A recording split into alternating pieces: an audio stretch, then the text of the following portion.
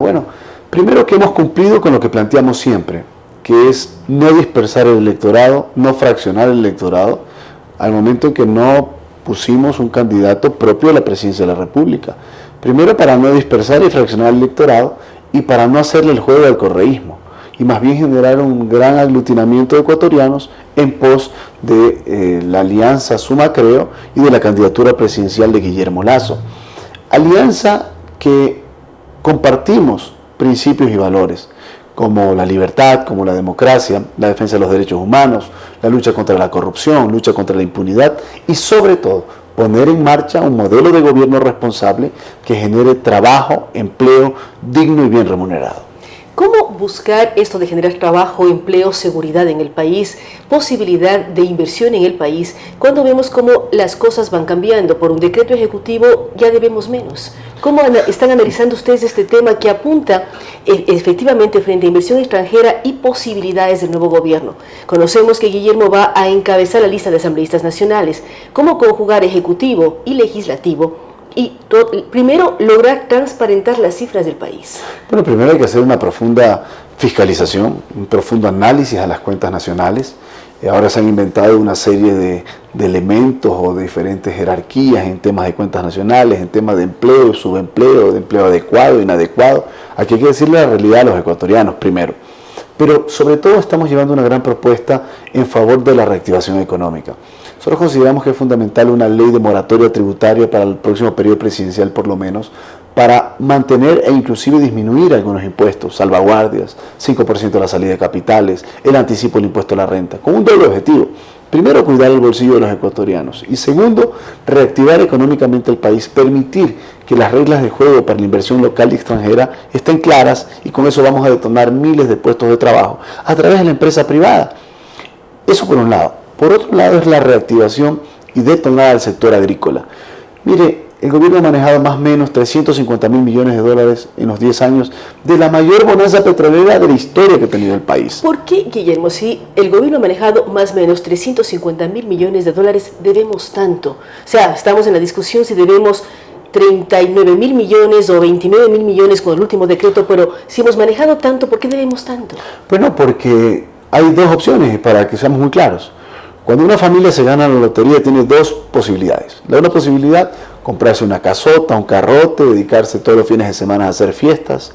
Y la otra familia, que es la familia que mejora su calidad de vida, pero da una buena educación a sus hijos, invierte en un negocio que genere trabajo y que genere el mejoramiento también de la calidad de vida de ellos y de otras personas. Lamentablemente el gobierno cogió la primera opción. Y ahora que estamos en la época de vaca flaca, que se cayó el precio del barril de petróleo, todos se miran la cara y algunos ya dicen que en mayo de 2017 van a salir a vivir a Europa. Aquí hay que dar la cara y enfrentar los errores cometidos. Yo le decía el tema agrícola. ¿Cómo es posible que no se haya desarrollado el sector más importante del país? Dejando a nuestros montubios, a nuestros cholos, a nuestros campesinos, a nuestros indigenados, botados a su suerte, sin crédito oportuno, sin capacitación, sin establecer sistemas de asociatividad, sin generar agroindustrialización, empresas agroalimentarias, que den ese valor agregado, que den miles de puestos de trabajo. Eso es lo que pasó en esta década, que para mí, si fracasó en el sector agrícola, ha fracasado completamente. Y esa es la realidad que hay que decirle. Entonces, ahora bien, hay que tomar medidas coherentes de, por ejemplo, disminuir el gasto corriente. No es posible que tengamos ministerios como el de la felicidad, que nadie sabe a qué se dedica. Pero ¿cómo disminuyo el gasto corriente y no genero más desempleo? Porque si empiezo a restringir y eliminar ministerios, nuevamente incremento desempleo. Bueno, pero son los sueldos dorados que ganan en esos ministerios, ministros y subsecretarios. Usted se ha visto cuando se traslada un ministro de este gobierno a cualquier parte del país. Parece que fuera el presidente Obama, pues, con asesores, secretarias, guardaespaldas. Ahí vaya usted eliminando una serie de personas que realmente no son parte de un sector que genere una actividad en favor de los ecuatorianos a través de los diferentes ministerios y secretarías de Estado. Hay que disminuir una serie de secretarías de Estado, hay que vender uno de los 2 aviones presidenciales. Eso hasta para una señal de humanismo, una señal de delicadeza con un pueblo ecuatoriano que está golpeado por una crisis económica. Mi provincia, Manabí y Esmeralda, golpeado por un terremoto. Y hay que decirle las cosas como son. ¿Cómo es posible que en pleno proceso de reconstrucción de Manabí, donde se cayó el Hospital del Seguro Social de Manta, donde el Hospital del Seguro Social de Puerto Viejo genera un apoyo a toda la provincia, y querían hacer en el parqueadero del hospital de Puerto Viejo del Seguro Social, en 10 millones de dólares más o menos, el edificio burocrático del Seguro Social. Qué indolentes que son. Pues lo que había que hacer y que hay que hacer es repotenciar el hospital del Seguro Social de Puerto Viejo con más quirófanos, con mejor atención médica. Felizmente los manavistas pusimos firmes en ese sentido y han tomado una medida de aguantar el tema. Pero eso no puede ser. Eso es ser indolente con lo que está sucediendo en el Ecuador. Ayer yo veía un programa de televisión que decía con toda claridad, familias enteras que no les dan los bonos de vivienda, una familia que ha acogido a dos niñas huérfanas de padre y madre y no tienen las condiciones de habitabilidad adecuadas. Esas son las cosas cuando se hace desde un escritorio muy cómodo y se creen dueños de la verdad y no escuchan a la gente. Una de las cosas que nosotros hemos aprendido como nueva generación de políticos, como el movimiento más joven que está en la ley electoral que es Suma, es saber escuchar a la gente, vivir las vivencias de los ecuatorianos, recorrer el país y sobre todo tomar las decisiones dentro del marco de la responsabilidad y del profundo humanismo. Usted habla de no dividir al electorado y generar una posición fuerte en torno a Guillermo Lasso. La alianza Suma Creo, precisamente el señor Lasso nos decía el día jueves acá que van a ir con los 2 números en la papeleta, lo cual genera además mayor claridad para los electores. ¿Cómo lograr al mismo tiempo, usted que va a encabezar la lista de asambleístas nacionales, unidad al interior de la Asamblea? Porque mucho depende la labor del Ejecutivo a cómo funciona la Asamblea, sobre todo cuando ustedes hablan de derogar leyes, generar nuevas leyes, conseguir temas en el tema impositivo. ¿Cómo estructurar una asamblea que efectivamente sea un lugar donde el Ejecutivo encuentre un espacio, pero también no deje su otra misión, que es fiscalizar? Bueno, consideramos que es fundamental ganar el Ejecutivo. Estamos trabajando para ello, haciendo y dando a conocer un profundo plan humanista de gobierno que genere trabajo, empleo digno y bien remunerado para los ecuatorianos.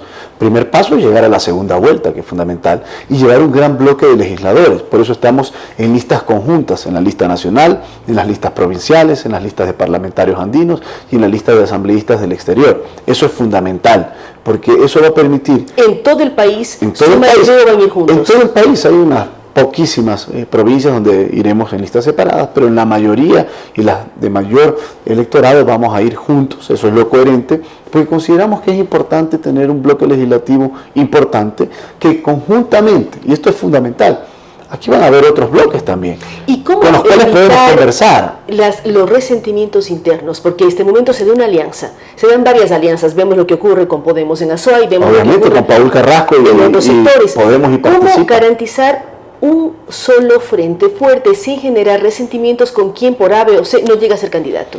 Bueno, en un proceso de alianza hay que saber ceder de ambos lados y sobre todo lo que estamos priorizando es que las mejores mujeres y hombres sean parte de nuestras listas a nivel nacional, a nivel provincial. Eso es lo coherente y lo fundamental es que el de poner estas posiciones es lo que garantiza que nuestro fundamental empeño es cambiar el modelo económico y el modelo social que 8 de cada 10 ecuatorianos queremos. Y ese profundo espíritu patriótico, de sensatez, de responsabilidad en favor de los ecuatorianos, es lo que estamos poniendo de manifiesto. Esta alianza Suma Creo, el movimiento Podemos participa de la provincia de la Azuay, 6 movimientos locales y una serie de ciudadanas, porque esta es una campaña también y una propuesta ciudadana de la gente, de los barrios, de los gremios organizados, de la juventud. Aquí queremos mandar un mensaje muy claro a los jóvenes. Hoy día nos preocupa 2 cosas fundamentales. Primero, la falta de empleo de los jóvenes.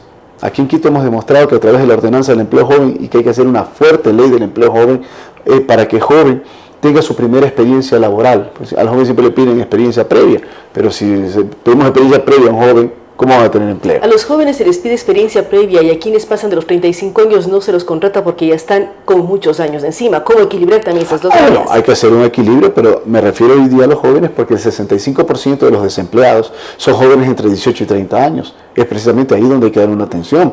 Y el otro tema que es fundamental es la capacidad de que los jóvenes vuelvan a soñar para escoger su carrera universitaria. Nosotros hemos planteado desde hace más de 8 meses la conformación de un curso preuniversitario que afiance las vocaciones de los jóvenes y también que no les obliguen al joven de Quito, de Guayaquil, que vayan a estudiar al Carchi, que vayan a estudiar a Loja, cuando lo único que logran es desertar a los jóvenes en materia de educación superior. Más bien afianzar esas vocaciones, que los jóvenes vuelvan a tener la capacidad de soñar. Eso es lo que estamos planteando. Y el otro tema que nos preocupa muchísimo es el microtráfico en los colegios. Este es un tema terriblemente delicado, que hay que ir erradicándolo lo antes posible, porque estamos afectando de manera contundente, lamentablemente, a nuestra niñez y a nuestra adolescencia. Eso no puede ser los casos que conozco. ¿Y qué planteamientos ponen ustedes para el tema del microtráfico y el consumo de drogas al interior de los establecimientos de colegios o educación media y bachillerato? Varias cosas. Primero, asumir que existe un problema.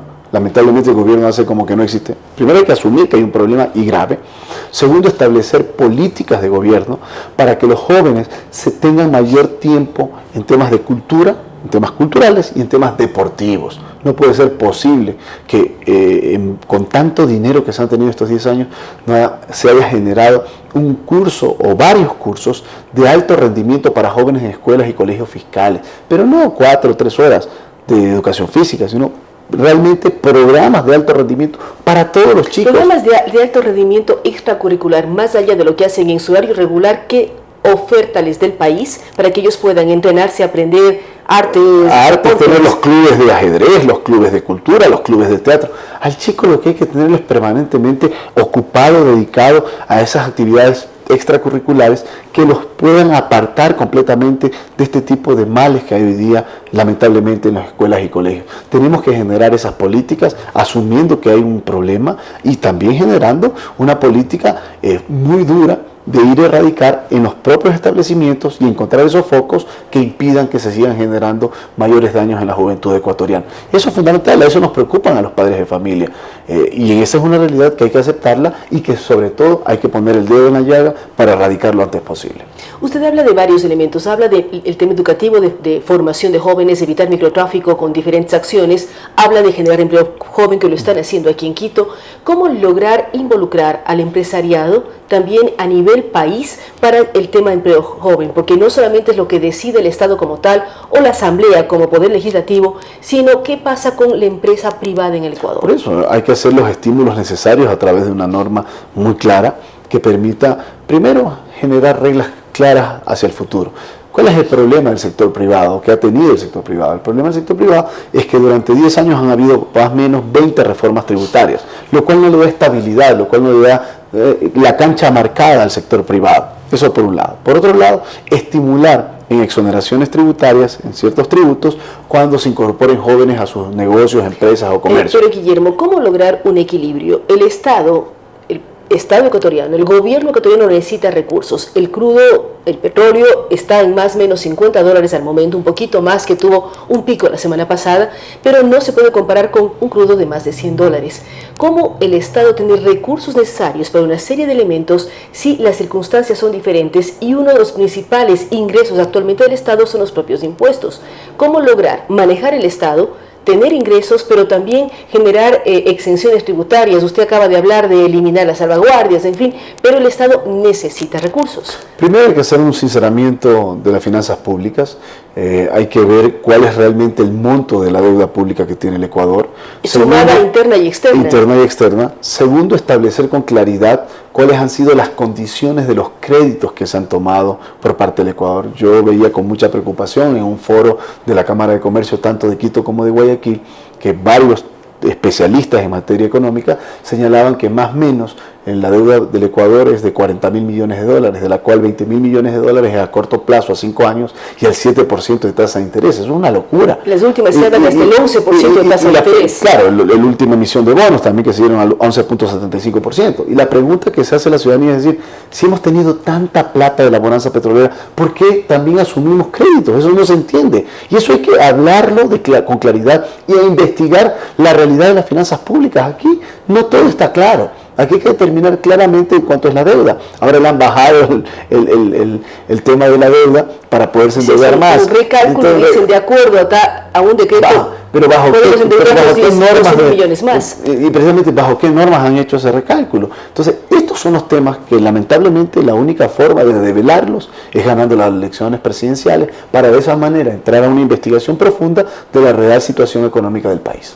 Y mientras tanto en la Asamblea, ¿cómo actuar? ¿Cuáles son sus planteamientos para llegar a la Asamblea como primer candidato a la Asamblea Nacional? Bueno, los planteamientos son claros, el tema de la ley de moratoria tributaria, la profunda fiscalización, aquí hay que hacer una fiscalización técnica, que hay que hacer una fiscalización que llegue a resoluciones. Estos 10 años no ha habido una fiscalización adecuada, ahí están los grandes casos de corrupción que aparecen todos los días, pero no solamente aquellos, sino que también hay que recuperar los fondos de la corrupción, esos recursos que se han encontrado en varias cuentas en Panamá, que son la plata, el dinero de la gente, y deben recuperarse. Hoy el presidente de la República irá a la Corte Constitucional a pedir que ningún funcionario público electo por el pueblo, no electo por el pueblo, tenga dinero en paraísos fiscales. Pero es que esto va más allá de un cuento que se han inventado del famoso pacto ético. Esto va desde el punto de vista jurídico y penal. Aquí hay que iniciar las acciones penales y generar las sentencias correspondientes a quienes han utilizado paraísos fiscales para la corrupción, para eludir, para evadir y para llevar los dineros de la corrupción hacia allá. Y mire quiénes son. Ahí están los casos, los escándalos de corrupción. Ese es un tema que hay que analizarlo profundamente y hacer las investigaciones necesarias. Sin persecución, sin cacería de brujas. Pero los ecuatorianos sí quieren y queremos que haya una profunda fiscalización y poner la casa en orden. Es importante hablar de poner la casa en orden. Gracias a Guillermo Celi. Recordamos que lidera Suma, ha hablado de esta alianza Suma, creo que irán juntos en la papeleta con los dos números, tanto para la elección presidencial como para las diferentes dignidades en la mayor parte de las provincias del Ecuador. Él habla de poner la casa en orden, habla de fiscalizar, habla de también generar empleo para los más jóvenes, generar libertad de decisión cuando los jóvenes quieren ir a la universidad, pero también habla de fiscalizar con mucho cuidado, transparentar las cifras, saber cuánto debemos o no debemos como país y cuáles son las posibilidades para crecer como nación. Él habla de la importancia de llegar y que exista una segunda vuelta, pero también que exista un bloque muy fuerte de parlamentarios que apoyen a los cambios que el Ecuador necesita según su criterio. Gracias nuevamente a Guillermo Celi. Vamos a una pausa y hablaremos con la concejala Susana Castañeda sobre la regularización de algunos terrenos y barrios en la ciudad de Quito. Vamos a una pausa. Muchas gracias, Claudia. Con estas ideas y opiniones, regresamos con Enfoques.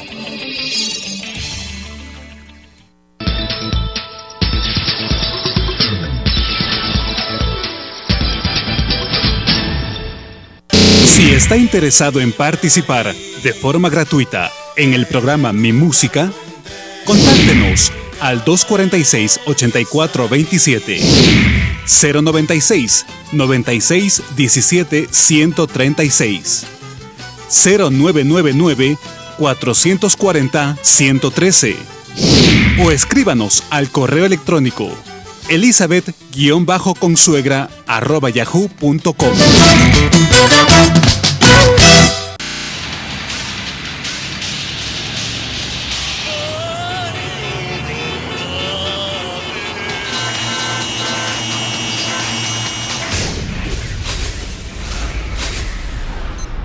Tómelo con calma.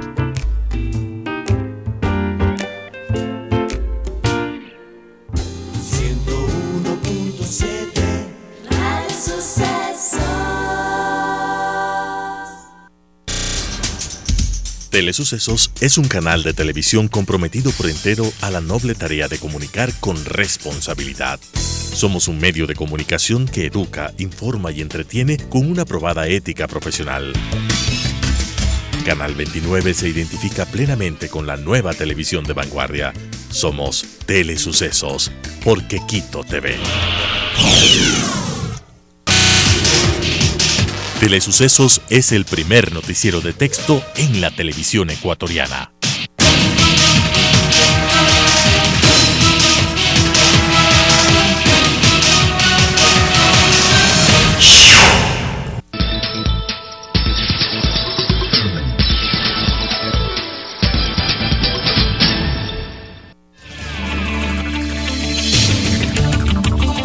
Con nuevas ideas y opiniones, estamos de vuelta con Enfoques.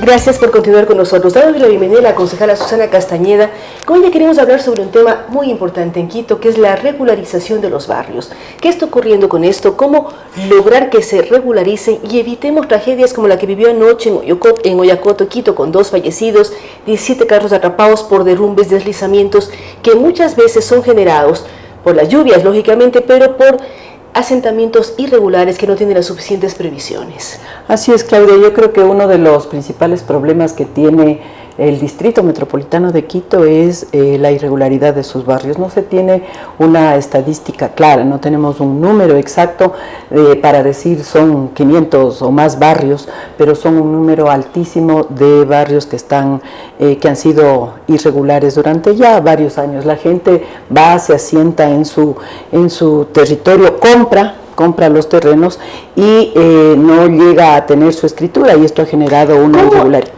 ¿Cómo enseñar a las personas que cuando compran su terreno, su propiedad, deben ser regularizados a través de una escritura y a través del propio municipio? ¿Cómo capacitar a las personas en ello? A ver, yo creo que hay que tener claro algunos temas, Claudia. Uno de esos es de que cuando uno compra su terreno, primero está haciendo una inversión que quizás es una inversión de vida. Muchas veces la más importante de la vida de uno, el tener una casa o un terreno. Así es, que le daría seguridad a esa persona que compra y a su familia, y quizás inclusive al futuro de sus hijos. Pero aquí el problema es un tema fundamental. Lo que tenemos nosotros que saber, los ciudadanos que vamos a comprar ese terreno, es primero saber a quién compramos, cuáles son las condiciones legales que tiene este terreno, esta urbanización. Es por eso en este momento que tenemos 2 casos muy graves, digamos, por decirlo de alguna manera, aquí en el Distrito Metropolitano, que desgraciadamente no son los únicos, donde el lotizador informalmente ha fraccionado el suelo. ¿Qué significa esto? Que sin los permisos correspondientes, sin los permisos del municipio, ha lotizado y vende, aprovechando de la necesidad que tienen los ciudadanos de tener esta vivienda. Ha lotizado y lo que hace es vender, y en algunos casos vende un terreno a 2 y 3 personas, por ejemplo. Eso es un tema que tenemos nosotros que irlo cortando de raíz. Uno, porque la ciudadanía tenemos que ir cuidando los propios recursos con los que va a comprar su terreno, pero también porque el municipio tiene que hacerse cargo de este problema. En este momento nosotros nos enfrentamos, por ejemplo, Claudia, al tema de La Pampa y El Dorado, 2 barrios del sur. ¿Dónde quedan La Pampa y El Dorado? ¿En qué zonas del sur de Quito? Más o menos por el Beaterio. Ahí están estos 2 barrios cercanos, son en el sur de Quito. Son 2 barrios que tienen 13 y 15 años de asentamiento ya, que pagó la gente por su lote de terreno, pero paga a un lotizador que de manera irregular fraccionó el suelo, es decir, sin los permisos sin los permisos municipales. Pero el problema no termina aquí. El problema está en que los ciudadanos, en el momento de ir a retirar su escritura, lógicamente el lotizador no puede entregarle ese documento. En el momento que nosotros, ya dentro del Consejo, se presentan estos casos en junio de este año, lo que se hace es pasar todo el proceso al Consejo, se lo analiza y luego se hace el procedimiento administrativo para declarar de utilidad pública esta tierra y poder que los vecinos que compraron en su momento puedan tener las escrituras. En La Pampa y El Terreno ya están construidas las viviendas. ¿Cuántos vecinos viven en estos 2 barrios que ustedes están tratando de regularizar? Aproximadamente viven más de 1000 familias en los 2 barrios. Pero lo que tenemos que tomar en cuenta, Claudia, es de que la gente ya pagó en el momento de comprar, y en este momento, cuando entra al Consejo para la expropiación especial, que este es un tema legal, es una figura legal que permite legalizar a los barrios donde las familias ya compraron y pagaron por su lote, pero que no obtuvieron las escrituras. Esta expropiación especial tiene que seguir un procedimiento que para este caso puntual no se lo siguió. La Dirección de Catastros lo que hizo es presentar un informe con una valoración de los lotes, tomando en cuenta el valor actual del terreno, cosa que es incorrecta. Nosotros en una reunión el 30 de junio pedí yo la reconsideración del voto al darnos cuenta que la valorización, que el valor que se iba a pagar por estos lotes era ilegal, era irregular, y lo que hemos estado haciendo luego del análisis es darnos cuenta de que se les iba a cobrar por cada metro cuadrado, en un caso a $50 el metro y en el otro caso a $20 el metro. Inicialmente ellos no pagaron ya a quien les vendió. Pagaron. ¿Cómo entender este doble pago? Yo compro, con los problemas que significa el comprar un terreno que no esté legalizado, entre comillas, y después tengo que volver a pagar para que lo legalice el municipio. Ese es el problema, Claudia, usted lo ha dicho muy bien. La gente paga por su lote al lotizador, pero no nos olvidemos que el lotizador está engañándole a la gente porque... Una pregunta, concejal, ¿el lotizador es dueño de la propiedad o quién era dueño de la propiedad? Él es dueño. Decimos que es dueño de la propiedad, es un privado que recorta la tierra, fracciona el suelo de manera irregular porque no tiene permisos, cosa que no lo podría hacer. Hoy inclusive la ley ya de ordenamiento territorial dice cuidado con hacer eso porque la ley le cae encima. En este caso puntual, ¿qué es lo que tiene que hacer? Doña Susana, el lotizador que lo hace de manera ilegal, así es. ¿Qué pasa si la ley le exige rendir cuentas? ¿Va detenido, devuelve el dinero a los damnificados? ¿Qué pasa con la ley para el lotizador que vende un terreno de manera irregular? En este momento la ley lo que dice es que se va preso, luego de obviamente haber seguido el debido proceso y el juicio. Pero desgraciadamente de los lotes de los barrios que estamos hablando, el uno del 2001 y el otro del 2002, el asentamiento en estos años, desgraciadamente ahí todavía no teníamos esta ley, pero siempre ha sido si es que había un caso de estos, como le comento en la administración anterior, se metieron presos a los lotizadores que de manera informal e irregular hicieron esta subdivisión del suelo. Pero desgraciadamente, salió por ejemplo uno de estos propietarios del terreno y siguen vendiendo los lotes. Y como yo le digo, en algunos casos venden el mismo lote a 2 y 3 personas.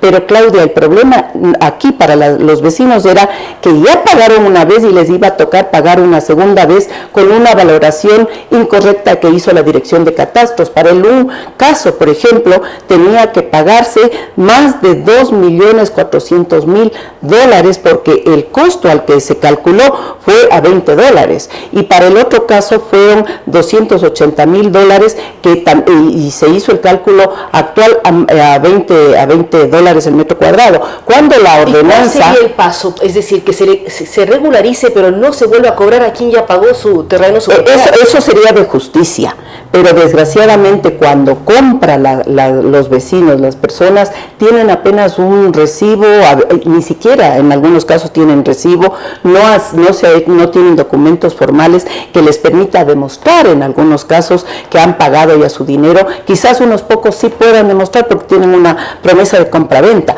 pero la mayoría de gente ha sido engañada y no puede demostrar que ya pagó y tiene que volver a pagar, que es la mayoría de estas familias de las que estamos hablando. Pero no queda ahí el tema. Cuando nosotros pedimos la reconsideración para que vuelva a la Dirección de Catastros a hacer de manera correcta los cálculos, resulta que el que tenía que pagar 2 millones, más de 2 millones, casi 2 millones y medio, tienen que pagar $31.000. Claudia, ¿qué significa eso? Es un monto realmente, si comparamos 2 millones y medio con $31.000, es todo el vecindario, es decir, que todo el vecindario se una, logre pagar este monto ya es muchísimo menor.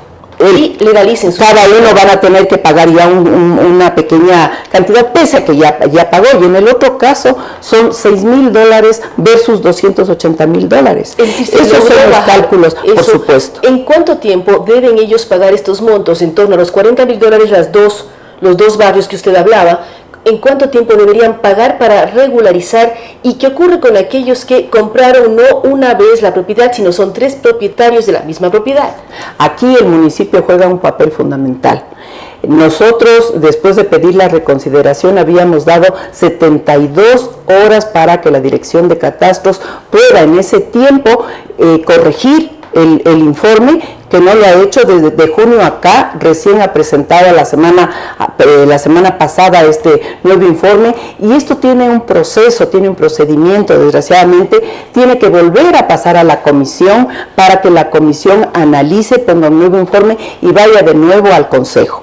Va de nuevo al Consejo, que será tratado, esperemos nosotros, en máximo 8 o 15 días, y es ahí donde ya inicia el proceso para la declaratoria de utilidad pública, luego de que el Consejo conozca esta corrección, digamos. Se declara utilidad pública y luego de la declaratoria deben los vecinos pagar los dineros. Tienen que pagar los dineros. Este es un proceso administrativo que tiene que el municipio dar a conocer a los vecinos de La Pampa y El Dorado, para que pueda además pagarse en un tiempo prudencial. Pero aquí hay que tomar en cuenta también que tienen que calcular todo lo que se haya hecho en beneficio de esos barrios, que quienes lo hicieron fueron los vecinos de ahí, no el lotizador.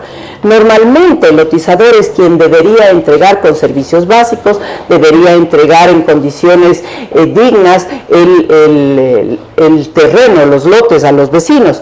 En estos casos no se han hecho, pero los vecinos hicieron sus propias alcantarillados, en algunos casos sus propias obras de infraestructura, y lo que han hecho en este momento es, lo que tiene que hacerse es recalcular para saber cuánto le tienen que disminuir al lotizador, para ver cuánto es el monto final que tienen que pagarle a él luego de haberle disminuido los gastos que hizo. Este proceso, Susana, con La Pampa y El Dorado, ¿cuánto tiempo duró? Entre que ustedes detectaron el problema, conocen la problemática, hay más de 500 familias, como usted menciona. ¿Cuánto tiempo duró hasta que se dé la posibilidad de declararlo en utilidad pública y que los vecinos paguen el monto al municipio y legalicen su situación? A ver, primero no hay que olvidarse que los vecinos viven 13, 14, 15 años de manera cuando iniciamos nosotros de manera, digamos, irregular, porque ellos pagaron y no tienen la escritura, y fueron engañados.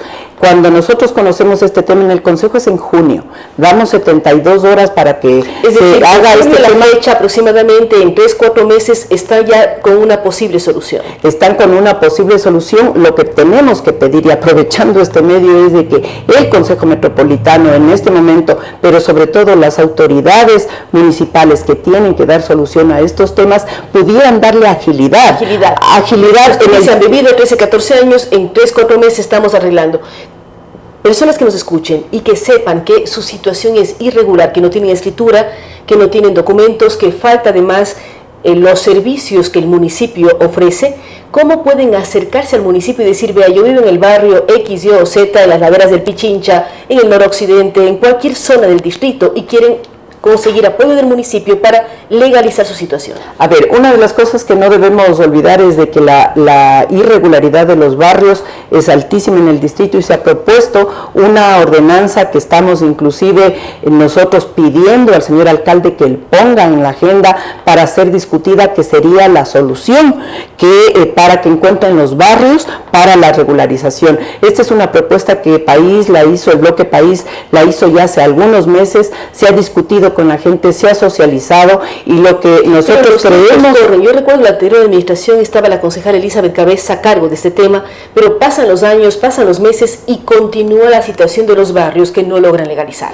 Se creó en el 2010, en la administración pasada, la Unidad Especial Regula Tu Barrio, donde se regularizaron más de 360 barrios, Claudia. Desgraciadamente en esta administración no se ha tenido el mismo efecto, y la unidad inclusive ha sido disminuida en su presupuesto.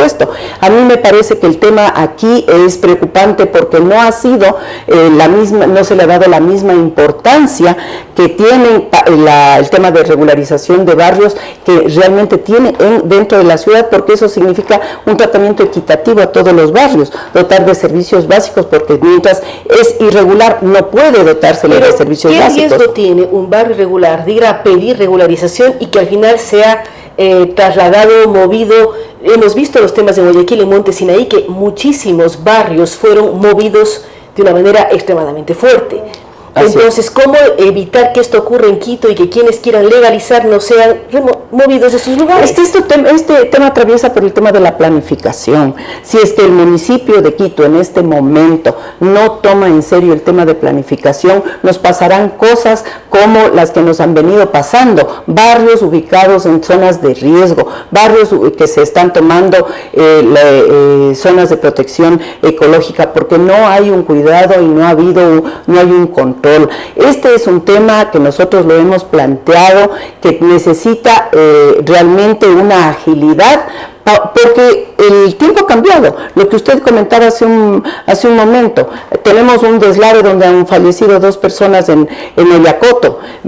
Habría que mirar qué es lo que sucede, porque no solamente es un tema de que haya leyes, de que haya ordenanzas, sino también que la propia comunidad y los ciudadanos tomemos en serio estos temas y exijamos al municipio, en este caso, ¿dónde podemos ubicarnos? ¿Cuál es la planificación? ¿Dónde colocar a estos barrios? Y sí, Claudia, en algunos de los casos hay barrios que tendrán que ser relocalizados porque están en zonas de riesgo. Deben ser desalojados para precautelar su seguridad. Pero no es que tienen que ser desalojados. Ojo. Lo que yo creo es de que esas personas tienen que tener un tratamiento, tienen que tener todo un proceso para ser relocalizados en otro lugar. Cuidado con hacer eso, el tema de desalojo, porque la gente ha pagado. Desde Alianza País hemos visto lo que ha sucedido en Monte Sinaí, en Guayaquil, fueron desalojados.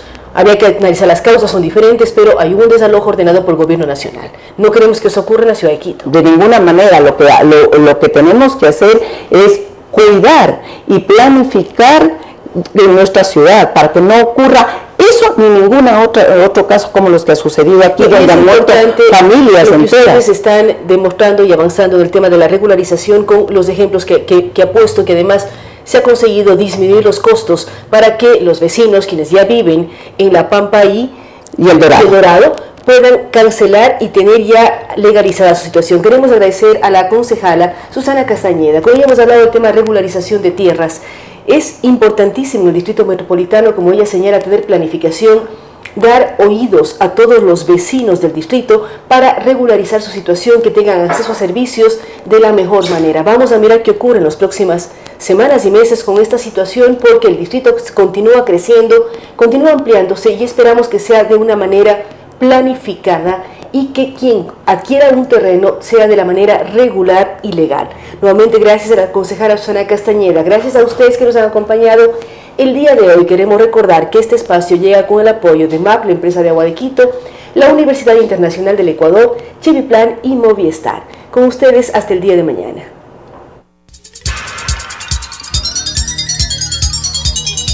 Las opiniones vertidas en este espacio por la producción y dirección del programa son de exclusiva responsabilidad de sus autores y de quienes intervienen en ellos.